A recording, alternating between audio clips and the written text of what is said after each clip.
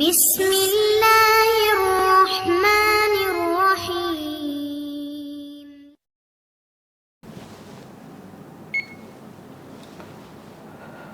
அஸ்ஸலாமு அலைக்கும் வரஹ்மத்துல்லாஹி வபரகாத்துஹு. அன்பிற்குரிய சகோதர சகோதரிகளே, நீங்களும் ஆலிம்களாகலாம் என்ற பாடத்தில் புதன் வியாழன் ஆகிய 2 நாட்கள் திருக்குர்ஆன் வசனத்தினுடைய நேரடி தமிழாக்கத்தையும் தேவைப்படும் விளக்கங்களையும் பார்த்து வருகிறோம். இதில் சென்ற வாரம் 2வது அத்தியாயத்தில் 253வது வசனத்தின் முழு வசனத்தின் அர்த்தத்தையும் சில விளக்கங்களையும் பார்த்தோம். அதில் கூடுதலாக சில அறிந்து கொள்கிற விளக்கங்களை பார்த்துவிட்டு நம்ம அடுத்த வசனத்துக்கு போகலாம். அதாவது தில்கர் ருசுலு, இந்த 253வது வசனம் என்ன சொல்லுதுன்னு கேட்டால், தில்கர் ருசுலு, இந்த தூதர்களை ஃபல்லல்னா, நாம் சிறப்பித்திருக்கிறோம், பஅலஹும் அலா பஅலின், சில தூதர்களை மற்ற சிலரை விட நம்ம சிறப்பித்து இருக்கிறோம்.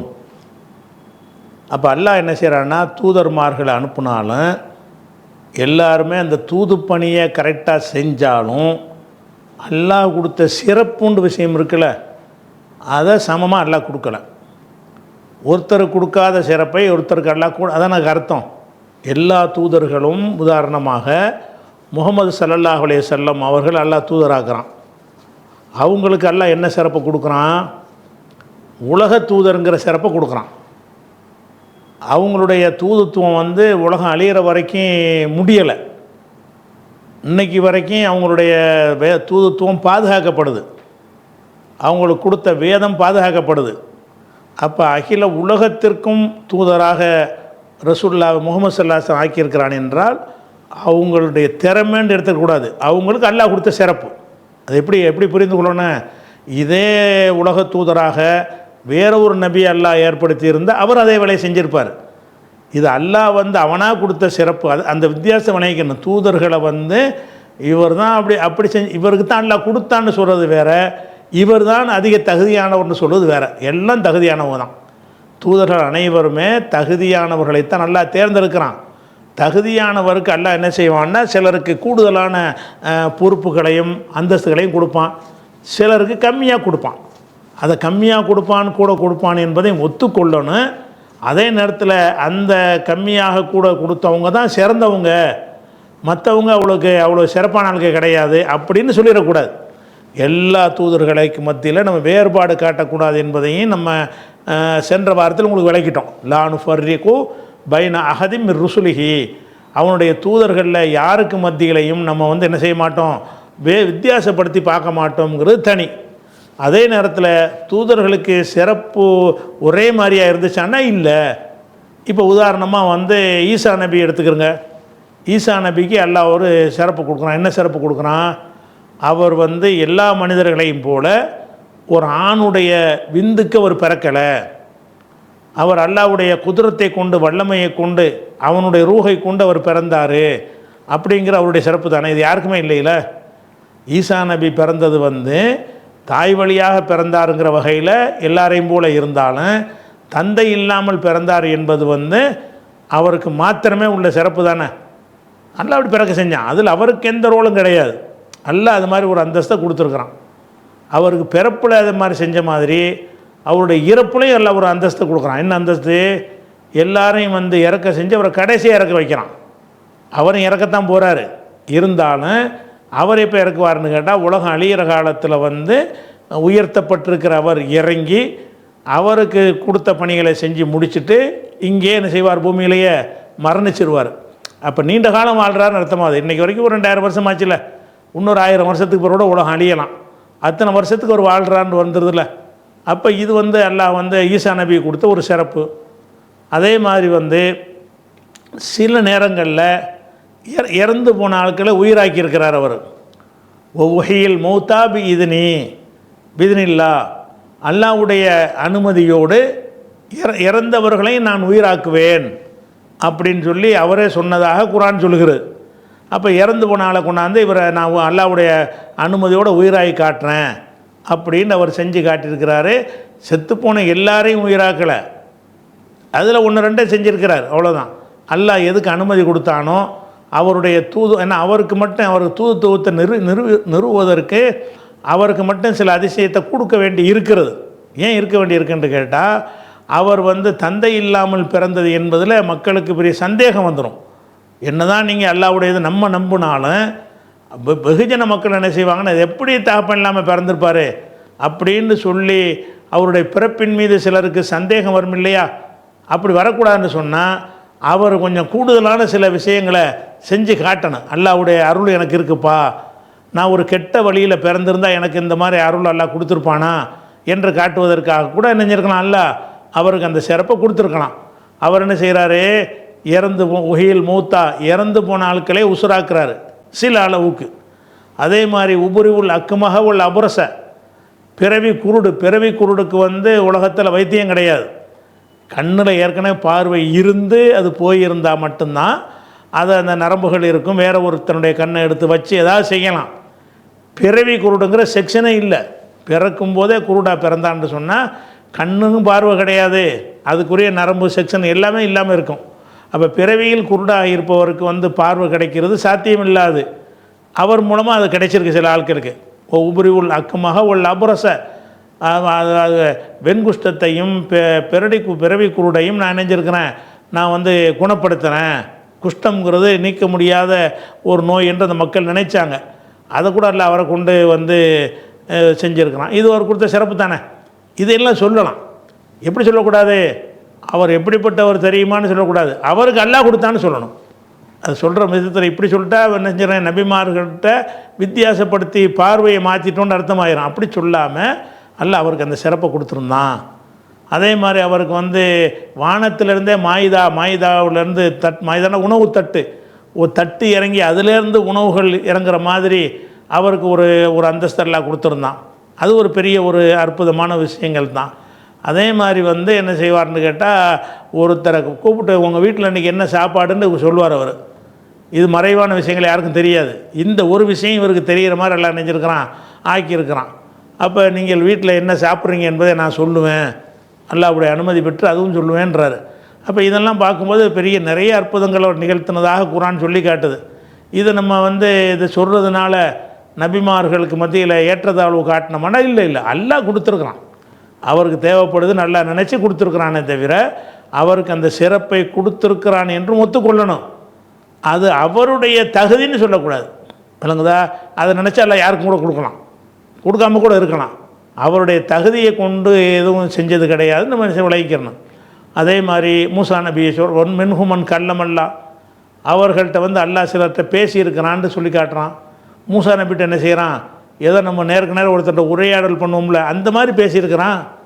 மூசா வர சொல்லி என்ன செய்கிறான், மாத்தில்க பி யமீனிக்க யா மூசா, மூசாவே உன் வலதுகையில் என்ன வச்சுருக்கிற, என் கைத்தடி அது என்னத்துக்கு வச்சுருக்கிற, இந்த மாதிரி ஆடுகள் மேய்ப்பதற்கும் செடி கொடிகளை இலைதலைகளை பறித்து போடுவதற்கும் இன்னும் பல காரியத்திற்கும், அஹுசுபிஹாலா கனமி ஒளியபிஹா மாரிபி உஹ்ரா, இன்னும் பல பணிகள் அதில் நான் செஞ்சுக்கிறேன் அப்படிங்கிறார்.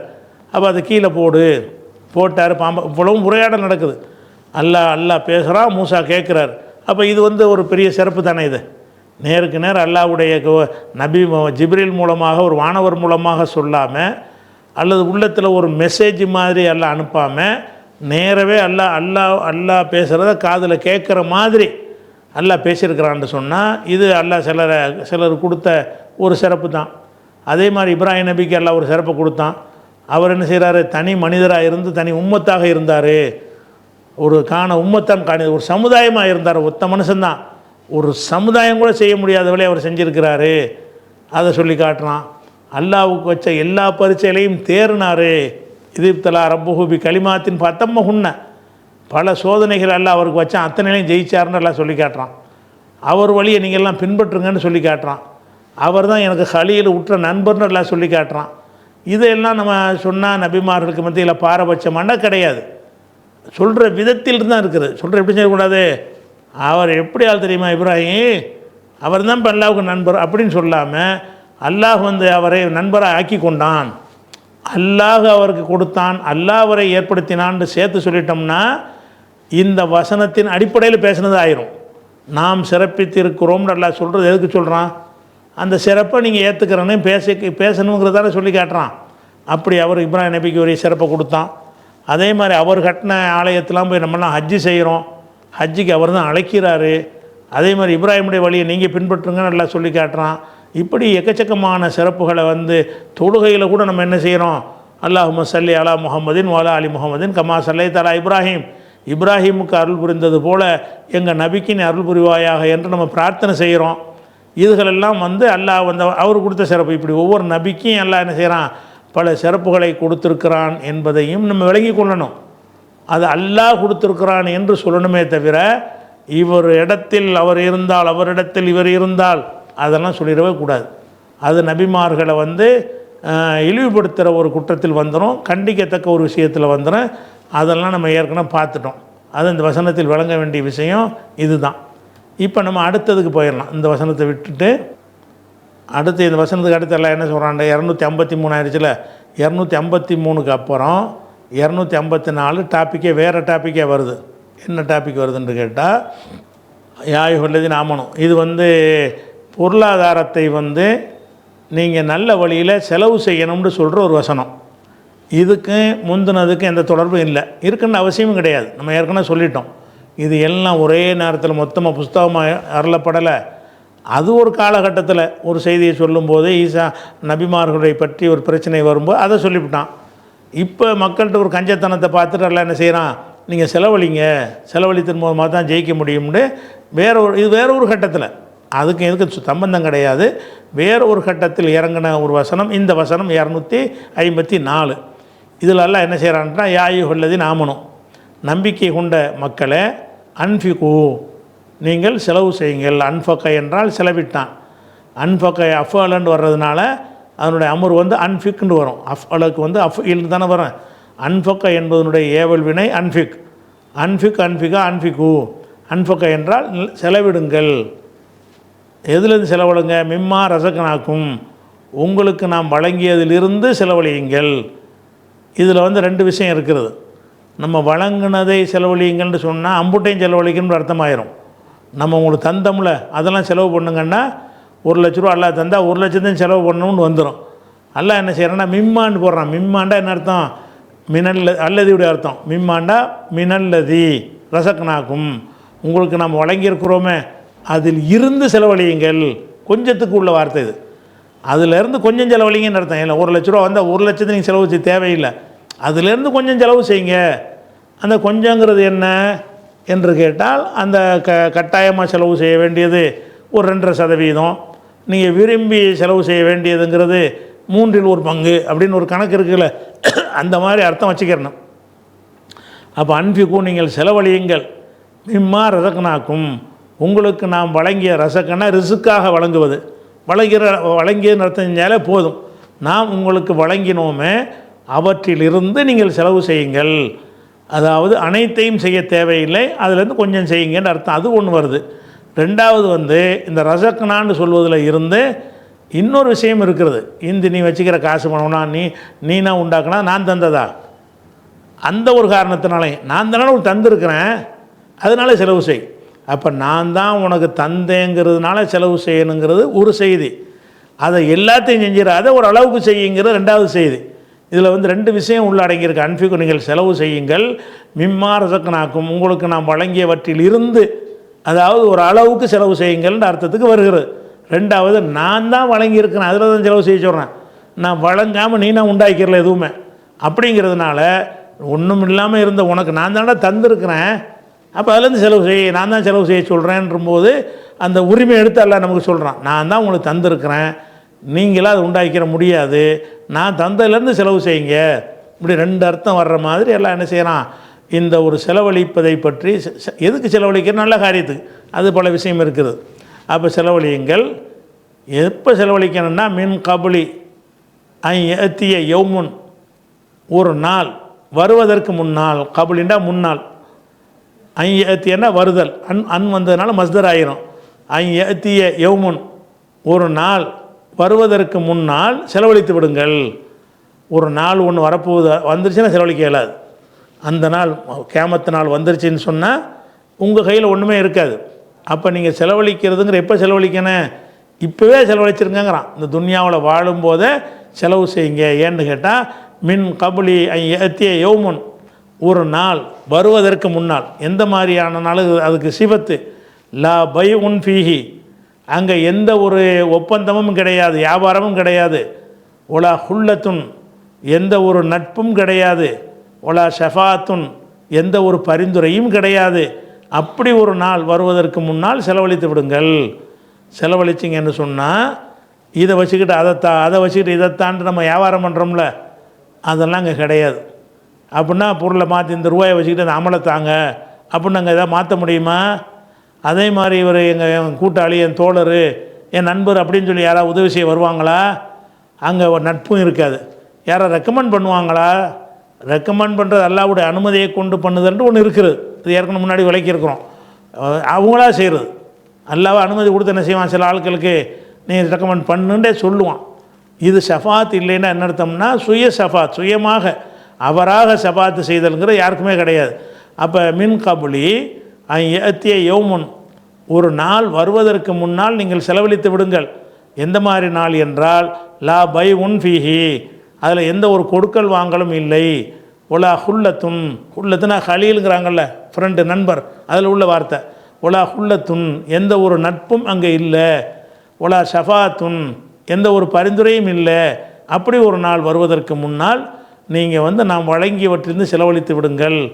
ஒல் காஃபிரூன, நிராகரிக்கக்கூடிய மக்கள், இதனை நிராகரிக்கக்கூடிய மக்கள் ஹுமுல் லாலிமூன், அவங்க தான் அநியாயக்காரங்க. காஃபிருங்கிறது பொதுவான வார்த்தையாக இருந்தாலும் இந்த காஃபிர்கள், இதை மறுக்கிறவன் அநியாயக்காரன். எதை மறுக்கிறவன்? என் காசை நான் செலவு செய்ய மாட்டேன், நானே வச்சுக்கிறவன் அப்படின்னு எவனா சொல்லுவானே, ஆனால் அவன் அநியாயக்காரன். ஒல் காஃபிரூன, மறுப்பவர்கள். அல் வந்ததுனால இந்த மறுப்பவர்கள். எந்த மறுப்பவர்கள்? அல்லாஹ்வுடைய தந்தை நான் செலவழிக்க மாட்டேன்னு சொல்கிறான்ல, அவனை பற்றி சொல்லப்படுது.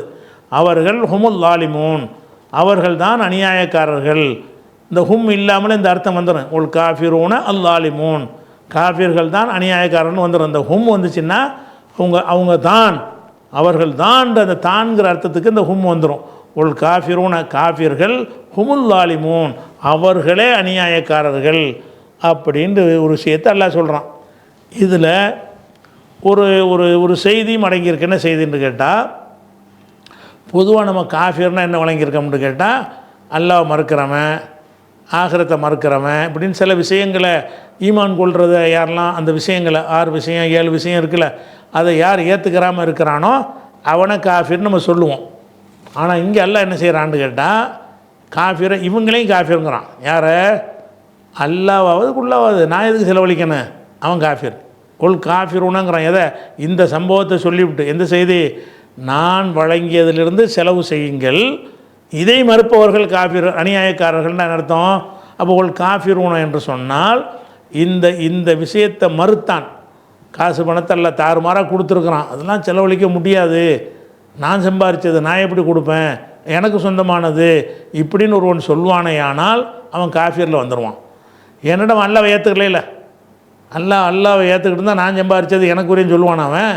அப்போ ஒரு காஃபிரூன, இந்த காஃபிர்கள்ன்ட்டு இவர்களை காஃபிருங்கிறான். யாரை? அல்லாஹ்வுடைய பாதையில் சாவுறதுக்கு முந்தி செலவு செய்யடான்னு சொன்னால் அதெல்லாம் போட அல்ல, நான் சம்பாரிச்ச நான் ஏன் செலவு செய்யணும்னு சொல்லுவானே, ஆனால் அவன் அநியாயக்காரன் அப்படின்னு அல்லாஹ் இதில் சொல்கிறான். இது நிறைய தஃப்சீர் தேவையில்லாத ஒரு சாதாரண ஒரு வசனம். அதுக்கடுத்தது இது நம்ம மக்களுக்கு ஒரு ஃபேமஸான ஒரு வசனம். இது ஆயத்துல் குர்சிங்கிறாங்கல்ல, இது 255 2வது சூறாவில் 255வது வசனத்துக்கு பேர். இந்த வசனத்துக்கு தனியான ஒரு பேரை மக்கள் வச்சுருக்கிறாங்க. என்ன வச்சுருக்கிறாங்கன்னா ஆயத்துல் குர்சி, குர்சியுடைய ஆயத்து அப்படின்னு வச்சுருக்கிறாங்க. ஏன் குர்சியுடைய ஆயத்துன்னு வச்சுருக்காங்கன்னு கேட்டால், இதில் அந்த குர்சின்னு ஒரு வார்த்தை வரும். வசிய குர்சியு, அவனுடைய குர்சி விசாலமாக இருக்குது. குர்சினா என்னென்னு பிறகு விளக்குவோம். அவனுடைய குர்சி விசாலமாக இருக்குன்னு இதில் ஒரு வார்த்தை வர்றதுனால இந்த வசனத்துக்கு சேர்த்து ஒரு பேர் என்ன? ஆயத்துல் குர்சி, குர்சி பற்றி பேசுகிற ஒரு வசனம் அப்படின்னு இந்த வசனத்துக்கே ஒரு தனி பேர் வச்சு. பொதுவாக வசனங்களுக்கு பேர் பெரும்பாலும் இருக்காது. சூறாவுக்கு தான் பேர் இருக்கும். ஒரு குறிப்பிட்ட ஒரு வசனத்துக்கு ஒரு பேர் இப்படி வைக்கிறது. ஆனால் இந்த ஒரு வசனத்துக்கு மட்டும் என்ன இருக்குது, அல்லாஹு லா இலாஹ என்ற வசனம்னு அப்படி சொல்லாமல் ஆயத்துல் குருசிங்கிற வசனம் என்று என்ன செய்யப்படுகிறது, வழக்கமாக சொல்லிகிட்டு இருக்கோமா, அந்த ஆயத்தை தான் பார்க்க போகிறோம். அது என்ன அது என்ன அதனோட அர்த்தத்தை பார்க்குறோம். இது 255வது வசனம். அல்லாஹு அல்லாஹ் இருக்கிறானே அவன் லா இலாஹ இல்லாஹுவ அவனை தவிர வேறு கடவுளே கிடையாது. லா இலாகன்னா லாக்கு பிறகு இலாகன்ற அந்த ஃபத்தஹ் வச்சு வந்துச்சின்னு சொன்னால் எந்த கடவுளும்ன்ற அர்த்தம் வந்துடும். லா இலாக எந்த வணக்கத்துக்குரியவனும் கிடையாது, இல்லாஹுவ அவனை தவிர. அல்லாண்டா யாருன்னு கேட்டால் அவனை தவிர வணக்கத்துக்குரிய எவனும் இல்லை அப்படின்னு அல்லாஹ் வந்து இதை ஆரம்பிக்கிறான். பண்ணிவிட்டு அல்லாஹ்வுடைய ஒரு சில சிவத்துகளை சொல்கிறான். அல் ஹையூ அவன் வந்து ஹயாத்தானவன். கடவுளுங்கிறவன் வந்து முதல்ல கடவுளுக்கு உசுர் இருக்கணும். இந்த ஒரு விஷயத்தை விளங்கினால முக்கால்வாசி வழிபாட்டு ஒழிஞ்சு போயிடும். ஏன்னா இவர்கள் பிற சமுதாய மக்கள் கடவுள்னு வணங்குற ஆளுக்கு ஹயாத் இருக்காது. ஒரு சிலையை வணங்க, சிலைக்கு உயிர் இருக்குமா? நீ வணங்குற கடவுளுங்கிற முதல்ல உசுர் இருக்காப்பா, அதுக்கு உனக்கு செய்யுமா செய்யாதாங்கிறது ரெண்டாவது விஷயம். நீ செய்து கொண்டிருக்கிற அந்த சிலைகளுக்கு வந்து ஹயாத் இருக்குதா? நீ சூரியனை வணங்குற, சூரியனுக்கு ஹயாத் இருக்குதா? நீ நிலவை வணங்குற, நிலவுக்கு ஹயாத் இருக்குதா? மரமட்டைகளை வணங்குற, அதுக்கு ஹயாத் இருக்குதா? காற்றை வணங்குற, அதுக்கு என்ன ஹயாத் இருக்குதா? அப்போ வந்து எதனை வணங்கினாலும் சரி முதல்ல ஹயாத் இருக்கணும். ஹயாத்து உள்ளதை வணங்கக்கூடிய ஒரே சமுதாயம் நம்ம மட்டும்தான் வணங்குற. ஹயாத்தோடு உள்ள வணங்குறது நம்ம மட்டும்தான் வணங்குகிறோம். இல்லாஹு அவனை தவிர யாரும் இல்லை. அல் ஹையூ அவன் உயிருள்ளவன். உயிருள்ளவன் எதுக்கு அல்லாஹ் சொல்கிறான்? உயிருள்ளவன் என்று சொன்னால் வணங்கப்படுகிற எதுவும் உயிருள்ளதாக இல்லை. வணங்கப்படுற எல்லாமே ஒரு கிறிஸ்தவர்கள் மாத்திரம் ஈசா நபிக்கு வேண்டாம் சொல்லலாம், ஹையா இருக்காருன்னு சொல்லி. ஏன்னா அவர் உயிரோடு உயர்த்தப்பட்டார்ல, அது கூட அவங்க சொல்ல முடியாது. ஏன்னா அவர் மூத்தா போய் தான் எழுப்பப்பட்டிருக்காரு அவங்க நம்பிக்கை பிரகாரம். நம்ம நம்பிக்கை பிரகாரம் உசுரோடு உயர்த்தப்பட்டார், அவர் ஹயாத்தோடு இருக்கார் நம்மளை பொறுத்த வரைக்கும். ஆனாலும் இவங்க நம்பிக்கை பிரகாரம் அவர் தான் அரைஞ்சி செல்வையில் அரைஞ்சி கொண்டு விட்டாங்களே, ஹை போயிடுச்சு. இப்போ உயிரோடு இல்லாமல் மறைந்திருச்சிருக்காருங்கிறீங்க. எப்படி வச்சாலும் அந்த ஹைக்கு அப்புறம் நல்லா என்ன செய்கிறான்னு கேட்டால் அல் கையூமு. கையும்னா நிலையான உயிர் உள்ளவன், நித்திய ஜீவன். உயிரோடு இருக்கிறது மட்டும் பத்தாது, ஒரு மைக்ரோ செகண்டு கூட அவன் உயிர் இல்லாமல் இருக்கக்கூடாது. நித்திய ஜீவன், எப்போதும் ஜீவன் உள்ளவனாக இருக்கிறான். அப்போ ஹையுல் கையூம் என்கிற இந்த ரெண்டு வார்த்தையும் சேர்த்துட்டிங்கன்னா இது வந்து கடவுளாகிய அல்லாஹ்வை தவிர யாருக்கும் பொருந்தாது. எந்தெந்த மக்கள் யார் யாரை வணங்கினாலும் சரி தான் அவங்க ஹையுல் கையுமாக இருக்காங்களா? ஈசா நபி கூட சொன்னான்னா அவர் நித்திய ஜீவன் இல்லையப்போ, அவர் நீ ஓங்கருத்து பிரகாரமும் அவர் வந்து சாவத்தானே போகிறாரு, ஓங்கருத்து பிரகாரமும் அவர் வந்து இறந்துருவார். நித்திய ஜீவனாக இருக்கவே இல்லை, என்றென்றும் சாவே வராமல் உயிரோடு இருக்கிறதுக்கு பேர் தான் ஹையுல் கையும். ஹையுல் கையும் என்றால் நித்திய ஜீவன், என்றென்றும் ஜீவனாக இருக்கக்கூடியவன். கையும் என்றால் நிலையான, ஹை என்றால் உயிரானவன், நிலையான உயிருள்ளவன், அதாவது நித்திய ஜீவன், என்றென்றும் உயிரோடு இருப்பவன். அப்போ என்றென்றும் உயிரோடு இருப்பவன் என்கிற ஒரு சிவத்தை அல்லாஹ் என்ன செய்யறான் ஆயத்துல் குர்சியில், இறைவனாகி எனக்குடைய தன்மை என்ன தெரியுமா? அல் ஹையூ, நான் வந்து என்றென்றும் அல் ஹை உயிரோடு உள்ளவன். அல் கையூம் நிலையாக உயிரோடு உள்ளவன், அதாவது என்றென்றும் உயிரோடு உள்ளவன், அதான் அல்லாஹ்ங்கிறான். அப்போ இந்த இவ்வளவுக்கு தெரிஞ்சால் கூட ஒருத்தன் வந்து அல்லாஹ் தவிர யாரையும் வணங்க முடியாது. பெருசாக பெரிய ஆய்வுலாம் அவனுக்கு தேவையில்லை. நீ எதப்போ வணங்குற? செத்து போன அப்துல் கார் ஜிலானி வணங்குற, அவர் ஹயாத்தோடு இருக்கிறார், செத்துட்டாரில் மறைய வணங்குற. அப்துல் கார் ஜிலானி வணங்குறானே, ஏன் வணங்குற? அவரை செத்துட்டார, முடிஞ்சு வச்சுக்காத. அப்போ என்றென்றும் உயிரோடு இல்லவன் என்கிற வார்த்தையிலிருந்து கல், மண், மரம், மட்டை, செத்தவன் யாரையும் வணங்க இயலாது. அதில் உசுரோடு ஒருத்தன் இருக்கிறானே அவனையாச்சும் வணங்கலாமான்னா அவன் நாளைக்கு செத்துருவானே. என்றென்றும் உயிரோடு இருக்க மாட்டேன். இப்போ நான் உயிரோடு இருக்கிறேன், நான் உயிரோடு இருந்தால் என்னை வணங்கலாமான்னா முடியாது. ஏன்? நான் கையுமா இல்லையே, நாளைக்கு மூத்த போயிடுவானே. அப்போ கையுமான ஹை என்பதில் வந்து ஒன்றும் அடங்காது. ரப்புல் ஆலமீனாகி அந்த அல்லாஹ் ஒருத்தன் தான் அதில் வருவானே தவிர வேறு யாருமே அதுக்குள்ளே அடங்கவே மாட்டார்கள். இப்படி அல்லாஹ் வந்து தன்னுடைய இலக்கணத்தை இதில் சொல்லிடுறான். அடுத்து அவனுடைய இலக்கணத்தை தொடர்ந்து சொல்கிறான். லா தௌஹுதுஹு அவனுக்கு ஏற்படாது. அகதன்னா வந்து பிடித்தான்னு அர்த்தம். பிடித்தான் எடுத்தான், அகது இதை நான் எடுத்தேன் அப்படின்னு சொன்னாங்க அகதன்னு சொல்லுவாங்க. அப்போ அகத என்று சொன்னால் ஒரு பொருளை கையினால் எடுக்கிறதுக்கு சொல்கிறது அகதங்கிறது. இது ஏற்கனவே சொல்லியிருக்கிறோம். இந்த அகதங்கிறதுக்கு வந்து ஒரு மெட்டீரியலாக இருந்தால் தான் எடுத்தல்னு அர்த்தம் கொடுக்கணும். மெட்டீரியல் இல்லாத விஷயத்துக்கு சொன்னோம்னா அது நம்மளை எடுக்குமா? தூக்கம்ன்றது நம்மளை எடுக்குமா? அது என்ன ஒரு பொருளா? தூக்கம் நமக்கு வரும். தூக்கம் வந்து பிடிக்கும்னா சொல்லலாம். தூக்கம் என்ன செய்யும்? பிடிக்கும், ஏற்படும். அப்போ அந்த அகதவுக்கு பின்னாடி எடுக்கக்கூடிய உலகத்தினுடைய ஒரு பொருளை சொல்லப்பட்டுச்சுன்னு சொன்னால் அதுக்கு வந்து எடுக்கிறன்ற அர்த்தத்தை கொடுத்துருங்க. எடுக்க முடியாத பொருளாக இருந்துச்சுன்னு வைங்க, அதுக்கு வந்து பிடித்தல்னு கொடுத்துருங்க. லா தகுது, அவனுக்கு ஏற்படாது, அவனை பிடிக்காது. சினத்துன், சிறு தூக்கம். சிறு தூக்கம்னா ஒரு, அதாவது சிறு தூக்கம்னா ஒரு லேசாக அசதியாக தூங்குவாங்கல்ல, அதுவும் அவனுக்கு ஏற்படாது. ஒலா நௌமுன், பெரிய ஒரு தூக்கமும் வராது. இறைவன் சொன்னால் அவன் தூங்காமல் இருக்கிறான். தூங்காமன்னு சொன்னால் ஒரு கண் அயர்வு கூட அவனுக்கு கிடையாது. தூங்காமன்னா நல்லா பாய விரிச்சு போட்டு படுத்து அப்படி தூங்குறது இருக்க, அவ்வளோ பெரிய தூக்கமும் தேவையில்லை. சாதாரண உட்காந்துட்டு முழிச்சிருவோம்ல, உட்காந்துட்டு இருக்கும்போது ஒரு கண்ணை மூடி வர முழிச்சிருவோம். ஒரு செகண்டு தூங்குவோம், ஒரு நிமிஷம் தூங்குவோம். அதுவாச்சும் அல்லாவுக்கு இருக்குமா? இருக்காது. அதுக்கு பிறகு தான் சினத்துங்கிறது. சினத்துன்னு சொன்னால் சின்ன ஒரு கண் அயர்வு, ஒரு கண் அயர்வும் அவனுக்கு ஏற்படாது. லா தகுது ஹூங்கிறது அல்ல. லா தகுது, அவனை பிடிக்காது, அது அவனுக்கு ஏற்படாது. பிடிக்காதுன்னா என்ன செய்யாது? ஏற்படாது. என்ன ஏற்படாதுன்னா சினத்துன், ஒரு சின்ன ஒரு அயர்வு, ஒரு அயர்ந்து தூங்குறான்ல அப்படி சின்ன, அது கூட அவனுக்கு ஏற்படாது. வலா நௌமுன், நல்ல தூக்கம், ஆழ்ந்த உறக்கமும் சாதாரண உறக்கமும் அவனுக்கு இல்லை. அப்போ இந்த ஒரு தன்மை எடுத்துக்கிட்டிங்கன்னு சொன்னால் கடவுளுங்கிறவனுக்கு வந்து தூங்குனாருங்கிறத இல்லாத ஒருத்தர் நீ காட்ட இயலாது. மனுஷனை கடவுளை ஆக்குறாங்கல்ல, கடவுளை வந்து மரஞ்செடி அப்படி இல்லாமல் ஒரு பாத்திரமாக கடவுளை சித்தரிக்கிறவர்களை எடுத்து பார்த்தீங்கன்னு சொன்னால் அந்த கடவுள் தூங்குவதாக அவங்க நம்புவாங்க. என்ன செய்கிறாரு? ஒரு கடவுள் வந்து திருப்பார் கடலில் பள்ளி கொண்டாயே ஸ்ரீமன் நாராயணன்லாம் படிக்கிறாங்க. திருப்பார் கடலில் அவர் கடலில் படுத்துட்டு தூங்கிட்டு இருக்கிறார். இப்போ அதனால தான் தூங்கிட்டு இருக்கிறதுனால தான் என்ன செய்கிறாங்கன்னு கேட்டால் காலையில் எழுப்புறதுக்கு ஒரு பாட்டு படிக்கிறாங்க, சுப்ரபாதம்னு. என்ன செய்வாங்க? தூங்குகிற கடவுளை எழுப்பி விடுவதற்காக வேண்டி மணி அடித்து பாட்டு. எதுக்கு மணி அடிக்கிறீங்கன்னு கேட்டால் தூங்குறாரில் எழுப்பி விட்றோங்கிறாங்க. அப்போ கடவுள் கொஞ்சம் ஓய்வு எடுக்கிறதுக்கு தூங்குவார். அவரை நாங்கள் அது பொய்ய, முதல்ல ஒரு உசுரே இல்லை அவருக்கு. இவங்க நம்பிக்கை பிரகாரம் தூங்குறாருங்கிறிய. தூங்கக்கூடாதுப்பா கடவுள். எது கடவுள் தூங்கணும்?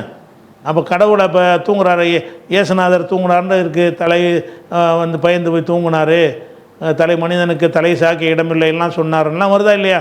அப்போ எல்லாருமே தூங்கியிருக்கிறாங்க. நீங்கள் அவுளியா பெரியார் மகான்கிறீங்க, அவங்களாம் தூங்கியிருக்கிறாங்களே. வாழ்ந்த காலத்தில் நினைஞ்சிருக்கிறாங்க, பாதி நேரம் தூங்கியிருக்காங்க, பாதி நேரம் முழிச்சிருக்காங்கல்ல. ராத்திரியில் தூங்கி பகலில் முழிச்சாங்களா இல்லையா? எல்லோரும் தூங்கியிருக்கிறாங்க. அப்போ தூக்கமும், அதாவது சிறு தூக்கமும் பெருந்தூக்கமும் இல்லாத ஒருத்தர் உலகத்தில் கிடையாது, அல்லாஹ் ஒருத்தர் மட்டும்தான். அப்போ லா தகுது, அவனுக்கு ஏற்படாது. சினத்துன் வலா நௌமுன், சிறு தூக்கமோ பெருந்தூக்கமோ ரெண்டையும் சேர்த்துக்க, சிறு தூக்கமோ பெருந்தூக்கமோ அவனுக்கு ஏற்படாது. அவன் தான் அல்லாஹ். அல்லாண்டா யாருன்னு கேட்டால் அவனை தவிர யாரும் இல்லைங்கிறது ஃபஸ்ட்டு இலக்கணம். ரெண்டாவது இலக்கணம் நித்திய ஜீவன்.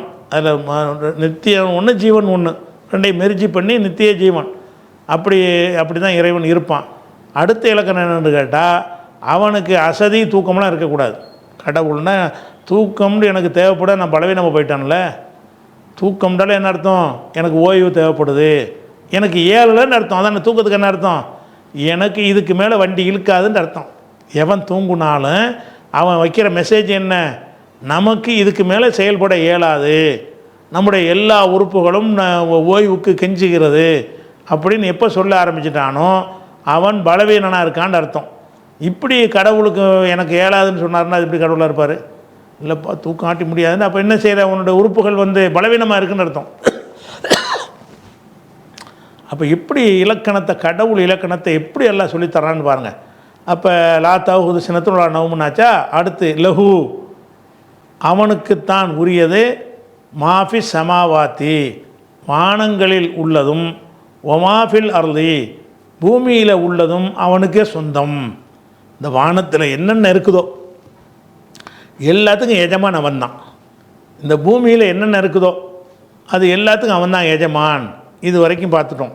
இந்த ஆயத்துல் குர்சியுடைய எஞ்சிய பகுதி இன்ஷா அல்லாஹ் நம்ம என்ன செய்வோம், நாளைக்கு பார்க்கலாம். அஸ்ஸலாமு அலைக்கும்.